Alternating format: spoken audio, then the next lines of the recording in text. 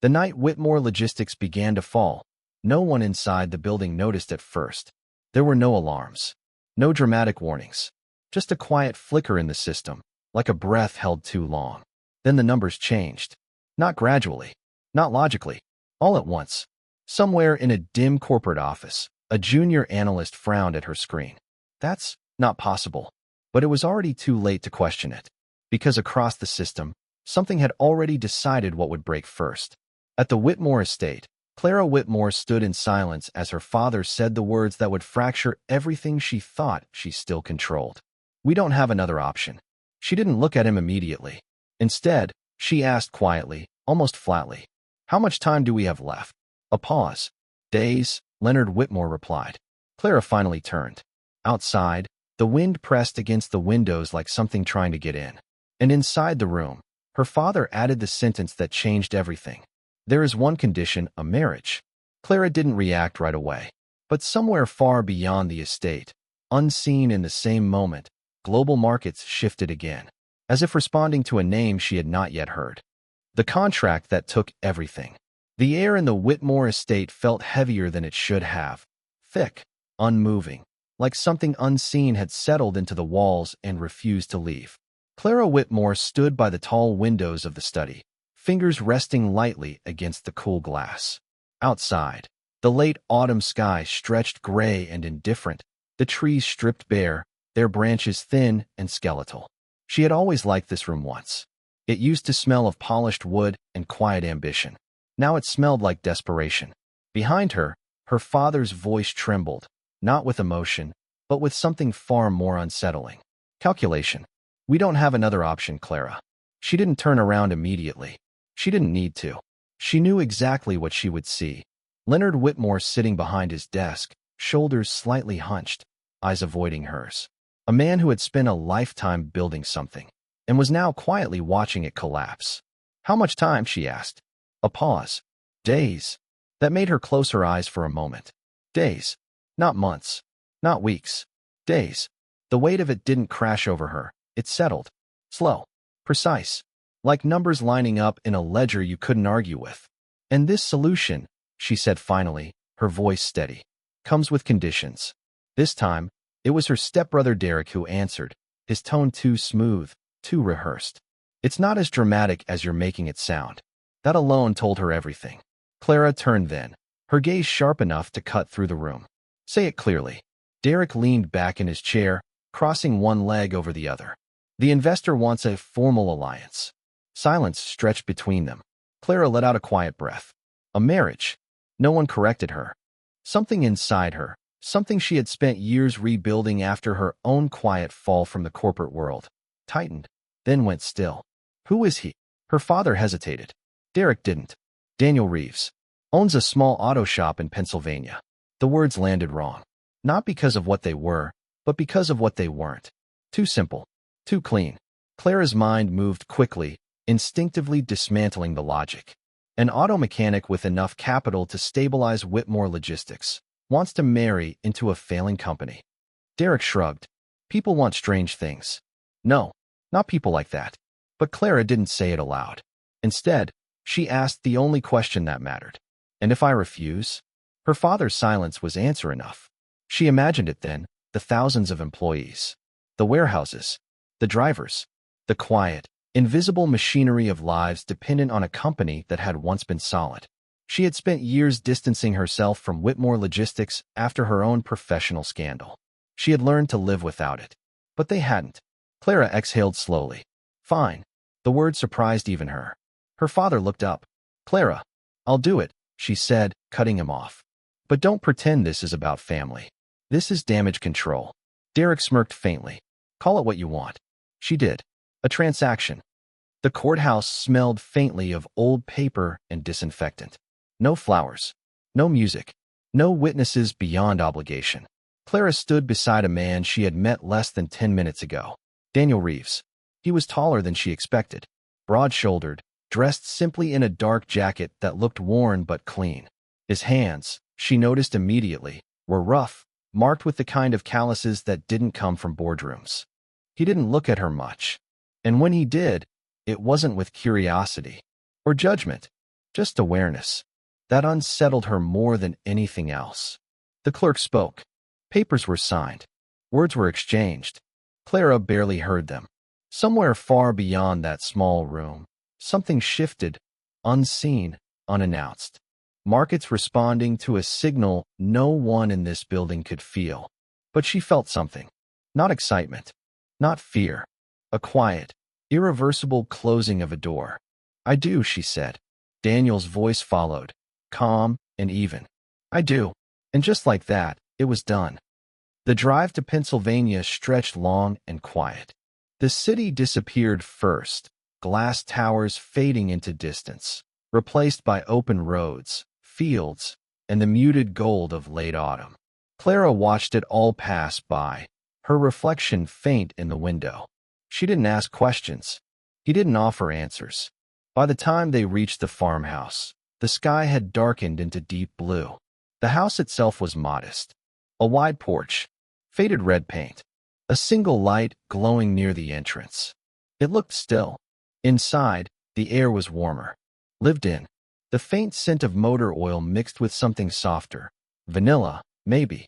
A girl sat at the dining table, pieces of metal and tiny tools spread out in careful order. She didn't look up immediately. Lily, Daniel said quietly. The girl glanced over. Her eyes were sharp, observant. Too old for 12. This is Clara. Lily studied her. Not shy, not welcoming. Measuring. Are you staying? She asked. Clara hesitated. Before she could answer, Daniel said, yes. Lily nodded once, as if confirming a hypothesis, then returned to her work. Temporary variable. Clara recognized the feeling instantly. The house settled into silence as night deepened. Clara lay awake in a room that wasn't hers, staring at a ceiling she didn't know, listening to the unfamiliar rhythm of the house. She wasn't afraid. She was alert.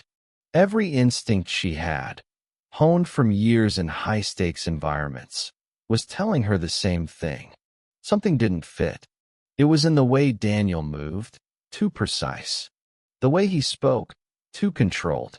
The way he seemed entirely unaffected by a situation that should have been absurd. Around midnight, she heard it. A voice. Low. Measured. Coming from outside her door. Clara slipped out of bed silently, her bare feet cold against the wooden floor. She moved closer, stopping just short of the hallway. Daniel stood near the front window, phone in hand. His posture was different now. Not relaxed. Commanding. We proceed at dawn, he said. A pause. No delays this time. Another pause. Clara's breath slowed, her pulse sharpening. Then, the sovereign accounts are already aligned. Trigger the sequence when the markets open. The words hit her like a sudden drop. Sovereign accounts. Sequence. Markets. This wasn't guesswork. This was control. Daniel turned slightly, and for a moment Clara thought he might see her, but he didn't. Understood, he said quietly, and ended the call. Silence returned. But it wasn't the same silence as before. Clara stepped back slowly, her mind already moving, connecting, dismantling. Daniel Reeves. Auto mechanic. Investor. Husband. None of it held. As she stood there in the dim hallway, one realization settled with absolute clarity. She hadn't married into desperation. She had stepped into something hidden, something powerful, and she had no idea what it would cost her. Cracks in the ordinary. Clara didn't sleep. The house had gone still hours ago, but her mind refused to follow. Every word she had overheard replayed with unsettling clarity, each one stripping away another layer of the man she had married. We proceed at dawn. Not we fix the car. Not we open the shop. Something else. Something deliberate. By the time the first pale light crept through the curtains, Clara was already dressed, standing at the kitchen counter with a cup of coffee she hadn't touched. The farmhouse, in daylight, seemed almost disarmingly normal, Sunlight stretching across worn wood floors, the faint ticking of an old wall clock, the quiet hum of a refrigerator that had seen better years. And yet, the normalcy felt staged. Daniel entered without announcement, as if he had always belonged to the silence. He poured himself coffee, black. No hesitation, no glance toward her. "You're up early," he said. Clara watched him carefully. Same calm tone.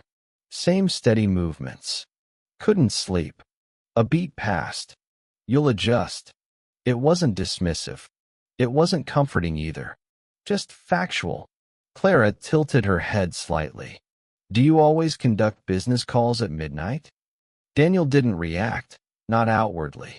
But something subtle shifted in the stillness around him. "I have different hours than most people." That sounded like more than an auto shop schedule. For the first time, he looked directly at her. Not defensive, not caught. Measured. "You're free to assume whatever you want, Clara." That answer irritated her more than denial would have. "Assumptions require incomplete data," she said quietly. "I prefer facts." Daniel took a sip of his coffee. "Then you'll need patience." And just like that, the conversation ended, not with avoidance, but with control. Clara felt it clearly. He wasn't hiding in panic. He was choosing what to reveal. By mid-morning, Clara had reclaimed something familiar: structure. Her laptop sat open at the dining table, spreadsheets layered across the screen like battle maps. Whitmore Logistics was hemorrhaging. Numbers didn't lie, and these numbers were brutal. Liquidity was collapsing, debt pressure tightening, internal movement erratic. But worse than the numbers was the pattern. Someone was pushing, not randomly, not opportunistically, surgically. Targeted destabilization. Clara murmured under her breath. "Is that what it is?" She hadn't heard him approach. Daniel stood behind her chair, glancing, not intrusively, but with quiet awareness, at the screen. Clara didn't turn. "You tell me." He leaned slightly closer, his gaze scanning the data. And then, without hesitation, he pointed. "Your exposure isn't here," he said. "It's here." Clara followed his finger. A subsidiary line. Minor. Easily overlooked. Except, her stomach tightened. He was right. "If that collapses," Daniel continued calmly, "it triggers cross-defaults across 3 major contracts. That's where the real damage is." Clara slowly turned to look at him. That wasn't guesswork. That was precision. "How would you know that?" she asked, her voice quieter now. Not accusatory, but searching. Daniel straightened. "Patterns are patterns. Doesn't matter what industry you're in." That answer was too simple, too convenient. But before she could press further, her phone rang. "Derek." Clara answered immediately. "What happened?" "You should ask what is happening," Derek snapped. "We're losing creditors by the hour. Kessler's making moves." Clara's grip tightened. "How aggressive?" "Full dismantling. He's targeting distribution centers first. If he gets those, we're finished." Clara's eyes flicked back to the screen, to the exact weak point Daniel had just identified. Her pulse slowed, not from calm, but from focus sharpening into something dangerous. "I'll handle it," she said. "You?" Derek let out a short laugh. "From a farmhouse?" Clara didn't respond. She simply ended the call. For a moment, the room was silent again. Then Daniel spoke. "You're not surprised?" Clara closed her laptop slowly. "I'm never surprised by predators. Only by timing. And this one." She met his gaze. "He's not improvising. He's been preparing." Daniel nodded once, almost to himself. "That makes him predictable." Clara studied him. "You talk like you've done this before." A flicker, barely there, passed through his expression.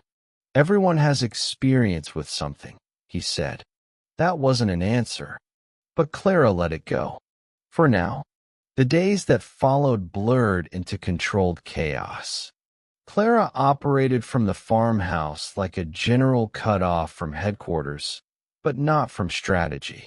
Calls, data, reallocation, damage control.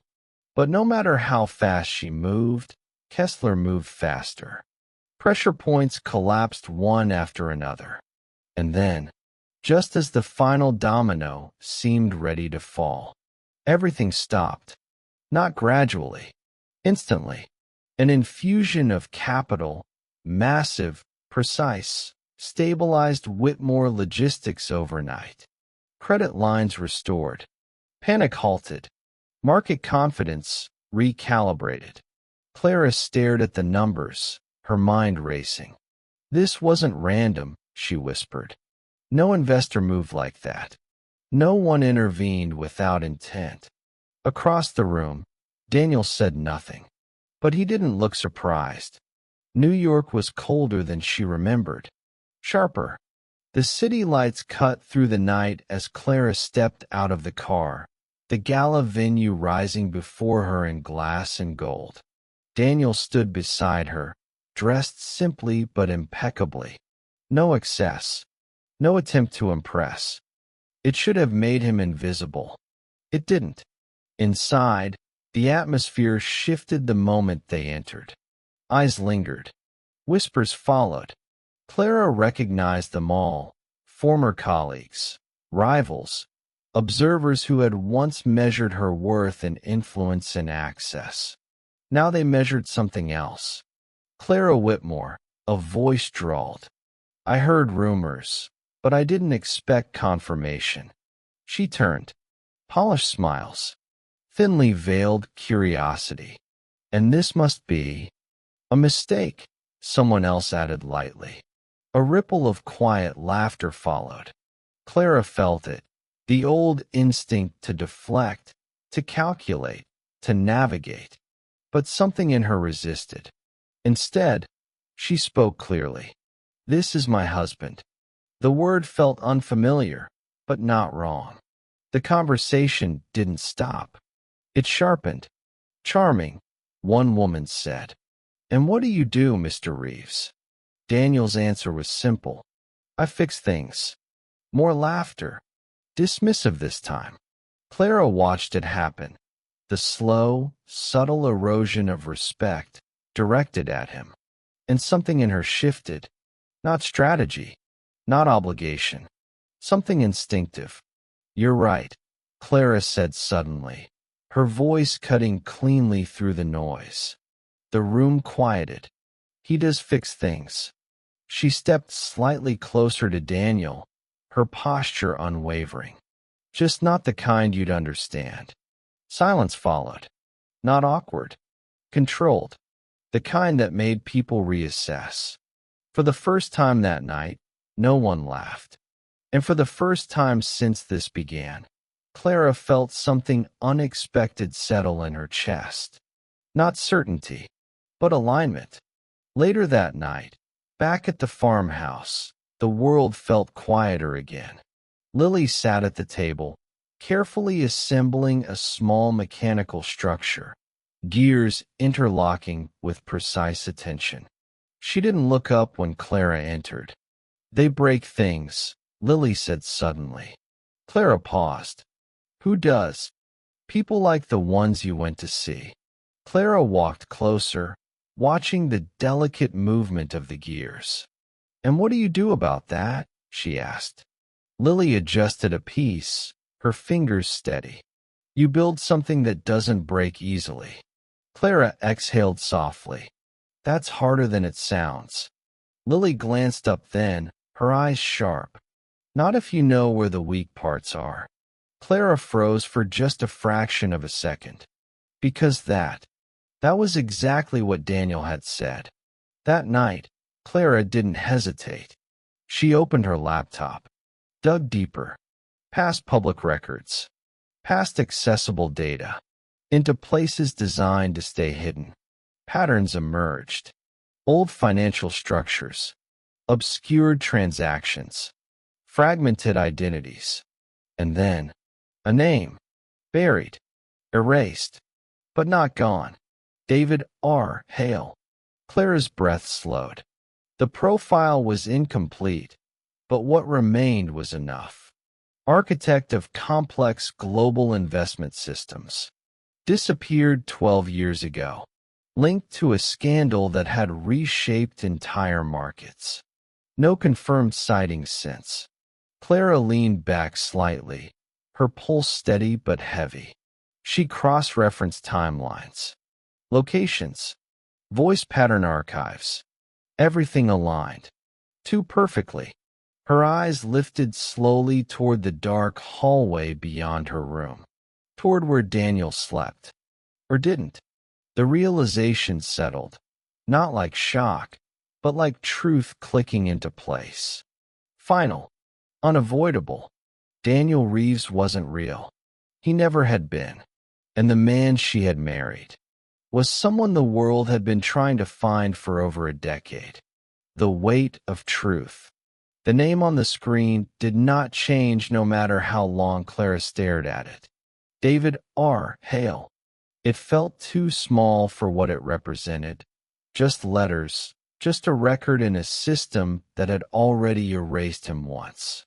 Clara sat in the dim light of her laptop, the farmhouse silent around her.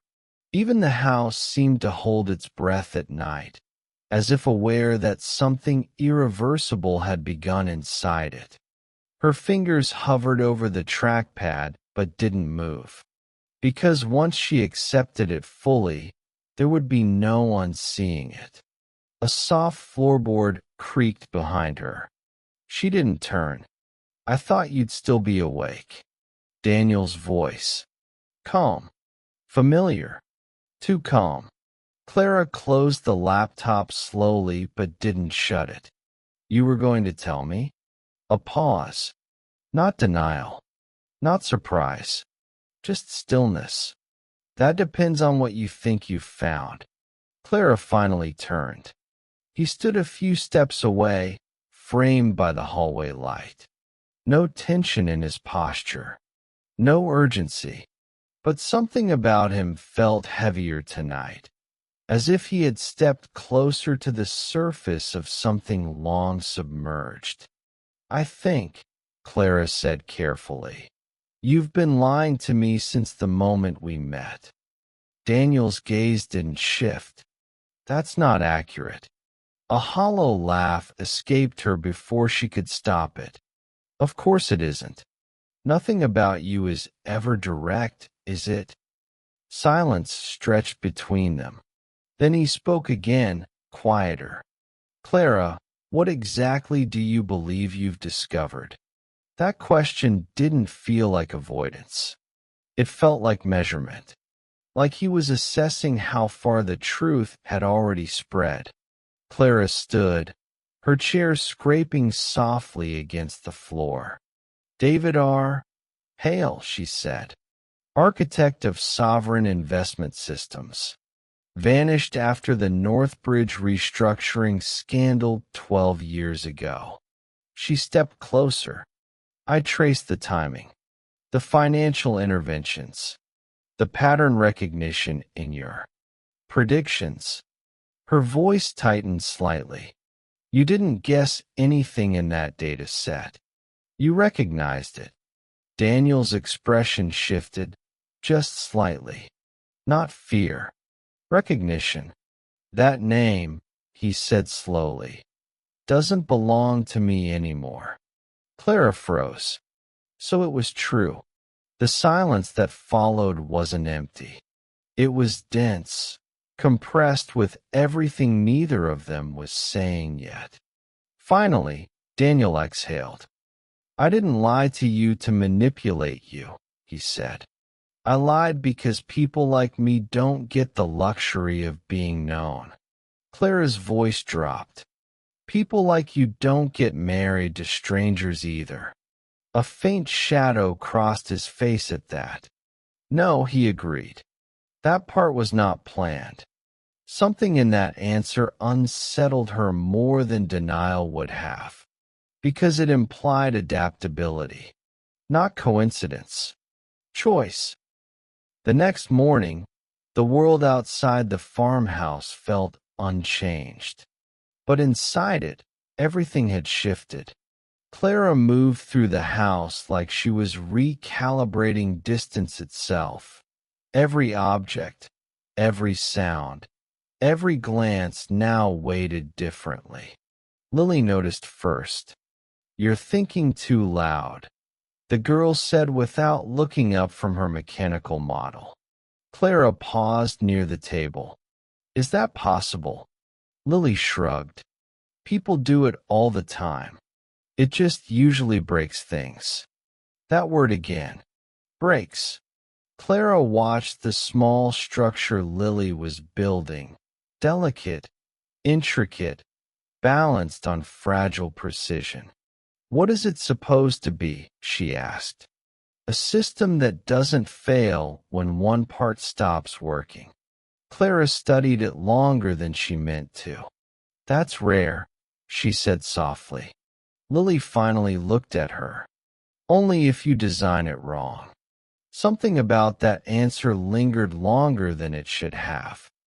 By midday, the world outside had begun to respond. Clara didn't need television or news alerts to feel it. She could see it in the timing of phone calls. The hesitation in Derek's voice when he spoke. The sudden stabilization of Whitmore logistics that no one could explain twice in a row. And then the escalation began. Harold Kessler moved openly now, not quietly dismantling, not probing, attacking. A coordinated wave of financial pressure hit Whitmore Logistics' subsidiary network. Supply chains fractured under sudden contract withdrawals. Investors pulled back simultaneously, as if synchronized. Clara stood in the farmhouse kitchen, phone pressed to her ear. "This is not organic," she said sharply. Derek's voice was strained. "It doesn't matter what it is, it's working. We're bleeding assets hourly." "Someone is directing it," Clara said. A pause. Then Derek laughed once, dry and uneasy. "Or you've just married into paranoia." The line cut off before she could respond. Clara lowered the phone slowly. Behind her, Daniel spoke. "It's him." She turned. He was watching her now, no longer detached. Focused. "Kessler," he clarified. Clara nodded once. "He's too coordinated to be acting alone." Daniel's expression tightened slightly. "He isn't alone." That was all he said, but it was enough. The intervention came at dusk. Not announced, not explained, just executed. Whitmore Logistics' most critical exposure points stabilized within minutes. Dead instruments were absorbed, risk redistributed, liquidity restored with surgical precision. Clara stared at the system dashboard, her hands motionless on the table. "This is impossible," she whispered. Daniel stood behind her, silent. "Who is doing this?" she asked. No answer. She turned fully now. "You already know, don't you?" A long pause. Then Daniel said, "Yes." That single word didn't land like revelation. It landed like confirmation of something already in motion. Clara stepped closer. "Why?" Daniel's gaze dropped briefly, not in avoidance, but in weight. "Because if Whitmore falls," he said quietly, "it triggers something far larger than your company." Clara's voice hardened. "And I'm supposed to accept that without explanation?" He looked at her then. Fully. Finally. "No," he said. "You're supposed to decide whether you want to know." That answer hit differently. Not dismissal. Not secrecy. A boundary. A choice. For the first time, Clara realized something uncomfortable. He wasn't keeping her out. He was waiting for her to step in. The truth didn't break open all at once. It unraveled, piece by piece. Over the next hours, Clara forced access through sealed archives, encrypted financial histories, fragmented identity trails that had been deliberately buried under layers of institutional decay. Each layer confirmed the same pattern. Daniel Reeves did not exist in any meaningful financial record. But David R. Hale did. And Hale didn't just move money. He shaped systems that moved money without permission. That was why he had been erased. That was why he had been hidden. And that was why someone like Kessler was now trying to find him again. Clara leaned back in her chair slowly. The realization wasn't dramatic. It was structural. Everything she thought she understood about the marriage, about leverage, desperation, obligation, had been incomplete. She had not been placed beside a failing man. She had been positioned beside a dormant system. And systems, once disturbed, always responded. Her phone vibrated again. "Derek." She answered immediately. "We've got another problem," he said. Clara closed her eyes briefly. "Define problem." Media picked up Hale's name. Her eyes opened sharply. "What?" "It's circulating. Old allegations. New speculation. Someone's pushing it hard." Clara straightened. "Kessler." "Probably," Derek said. "But there's more. He's calling it a comeback narrative. Claiming Hale is behind Whitmore's stabilization. That you're complicit." Clara's grip tightened on the phone. And the board. Panicking. Of course they were. Because fear always traveled faster than truth. When she hung up, the farmhouse felt smaller. Not physically, concentrically, as if pressure itself had begun to tighten around it. Daniel was standing near the window when she turned, watching the horizon. Not the house. Not her. The distance. "You knew this would happen," Clara said. He didn't deny it. "That doesn't mean I caused it." A beat. Then softer. "But I didn't stop it either." That distinction mattered. More than she wanted it to. Night fell differently now. Not quieter. Heavier. Clara stood outside on the porch alone, the air cold against her skin. Somewhere in the distance, a car passed along the road. Brief. Unaware of the storm tightening behind numbers and names and hidden histories. Behind her, the door opened. Daniel didn't step outside immediately. "You should go back inside," he said. Clara didn't turn. "If I ask you again, will you actually answer?" Silence. Then, ask the right question. She finally faced him. For the first time, there was something between them that wasn't just distance or uncertainty. It was threshold. "You didn't marry me because of Whitmore logistics," she said slowly. "Did you?" A long pause. Wind moved through the trees. Then Daniel answered quietly. "No." Clara held his gaze. "Then why?" And for the first time since this began, something in his expression shifted. Not calculation, not control, but something far more fragile beneath the surface. Before he could answer, Clara's phone rang again. Unknown number. She answered instinctively. A distorted voice came through. Low, controlled, unmistakably confident. "Mrs. Whitmore," it said, "you should know, your husband was never meant to resurface." A pause. Then, calmly, And neither was your company. The line went dead. Clara lowered the phone slowly. When she looked up, Daniel was already watching her. Not surprised, not confused, just aware, as if he had been waiting for this exact moment. And somewhere far beyond the farmhouse, unseen forces had already begun to move again. What we choose to keep. The silence after the call didn't feel empty. It felt occupied, as if the voice that had spoken through it had left something behind in the air, an imprint Clara could still sense even after the line went dead.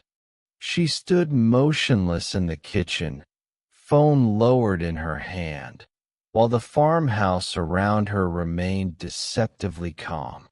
A kettle ticked softly on the stove. Somewhere deeper in the house, Lily's small mechanical tools clicked against metal in steady rhythm. Normal sounds. Wrong timing. Clara finally looked at Daniel. You knew that call was coming, she said. It wasn't a question. Daniel didn't deny it. I expected escalation. That wasn't escalation, Clara replied sharply. That was a warning. A pause. Then Daniel stepped closer, not invading space, but closing distance that had been widening since episode 1. Yes, he said. It was. Clara's jaw tightened. From who? For the first time, something like hesitation crossed his expression, not fear, but calculation layered over restraint. Kessler isn't the origin, he said quietly. He's a surface actor. Clara stared at him. Then who is? Daniel didn't answer immediately, and that silence told her more than words could have. By morning, Clara had stopped asking questions she knew would be deflected. Instead, she moved. Whitmore Logistics was no longer a collapsing structure. It was a contested battlefield. Every decision now had secondary consequences she could feel before she saw them. Derek had gone quiet. Too quiet.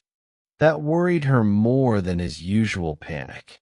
And the board had begun to fracture, not from financial strain alone, but from something more corrosive. Fear of unseen influence. Clara sat at the head of a temporary conference call with senior executives, her voice steady, controlled. We are not reacting anymore, she said. We are stabilizing forward. Every withdrawal must be counterbalanced. Every exposure must be absorbed, not avoided. A voice on the line hesitated. And if Kessler escalates again? Clara didn't pause. He will. Silence followed. Then another voice. How can you be certain? Clara glanced down at her notes, but her mind wasn't on them. Because certainty wasn't coming from spreadsheets anymore. It was coming from proximity. From Daniel. From the way reality kept bending around him without ever breaking. He doesn't operate alone, she said carefully. So neither do we. The call ended with no resolution. But something had shifted. She could feel it.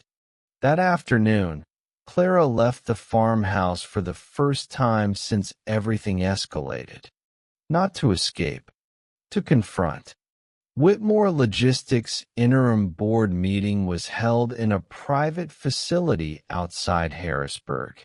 Neutral ground, they called it. But neutrality was an illusion people used when they were afraid to admit sides existed.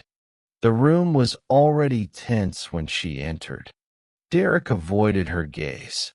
That alone confirmed what she already suspected. Betrayal didn't announce itself. It settled.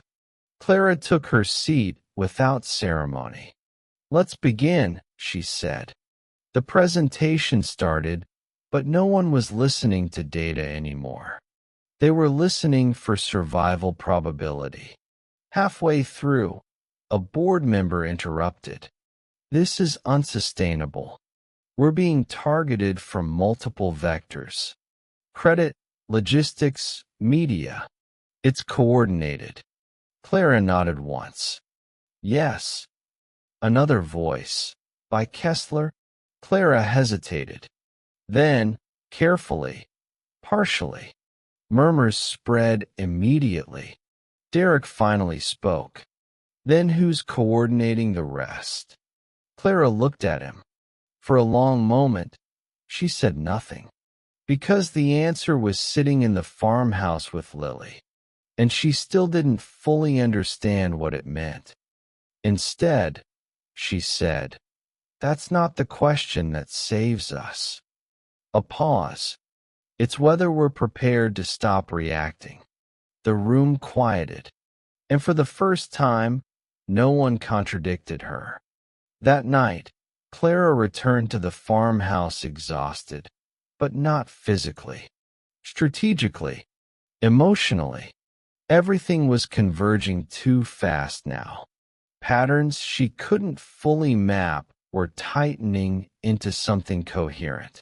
When she stepped inside, Daniel was already there, waiting, not for her arrival, for alignment. "You went to them," he said. Clara set her bag down. "They needed leadership. They need clarity," Daniel corrected quietly. "Not proximity to uncertainty." Clara turned sharply. "You are the uncertainty." That landed, not as insult, as fact.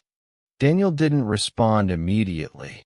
Instead, he walked past her toward the kitchen, pouring 2 glasses of water with calm precision. When he spoke again, his voice was lower. "I never asked to be certainty," he said. Clara watched him carefully. "Then what did you ask for?" A long pause. Then, time. That answer didn't make sense at first, but it didn't feel like evasion either. It felt like limitation, like something already running out. Later that evening, Lily was outside. Clara found her sitting on the porch steps, assembling something small and intricate again. This time, the structure wasn't abstract. It looked like a network. Nodes connected by thin metallic threads. "What is it?" Clara asked. "Whitmore. Kessler. Daniel. Hale." A system under pressure didn't collapse randomly. It collapsed at weak points. And someone, somewhere, was mapping those points in real time. At midnight, Clara finally confronted Daniel again. Not in fragments. Not indirectly. Directly. "I want the truth," she said. Daniel didn't move. He was standing near the window again. Same position as before, same stillness, but heavier now. "You already have pieces of it," he replied. "I don't want pieces," Clara said sharply.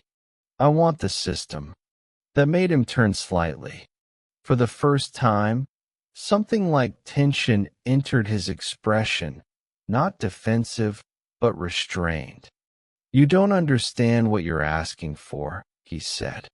Clara stepped closer. "Then make me understand." A long silence followed. Outside, wind pressed against the farmhouse like something testing its structure. Then Daniel spoke. "Kessler is trying to trigger a cascade failure in Whitmore logistics," he said. "But Whitmore is not the target." Clara's breath slowed. "What is?" Daniel looked at her directly now. "You are adjacent to it," he said quietly. "Because of me." Clara felt something cold settle in her chest. "So I was leverage," she said slowly. "No," Daniel replied immediately. "A beat. Protection." That word landed differently than expected. But before she could respond, a notification flashed on her phone. Emergency alert. Whitmore Logistics Board override request active. Authorization signature. Derek Whitmore. Clara stared at the screen. Slowly, she looked up. Daniel was already watching her. And for the first time since she had known him, there was urgency in his stillness. "They're moving faster than expected," he said. Clara's voice dropped. "What does that mean?" Daniel exhaled once. Then, "It means Kessler found the real pressure point." Clara's grip tightened. "And what is it?" Daniel met her eyes. Not as mechanic, not as husband, not even as Hale, as something far more dangerous in its clarity. "You," he said quietly, "and the decision you made to stay here." A beat. Then the system around them, silent until now, lit up across Clara's phone. Multiple alerts, multiple breaches, multiple entries, and one final message appearing at the top of every screen. Hostile acquisition executed. Clara slowly looked up from the phone. Daniel was already moving toward the door. And outside, somewhere beyond the farmhouse, engines were approaching in the dark. Not for negotiation, but containment or removal.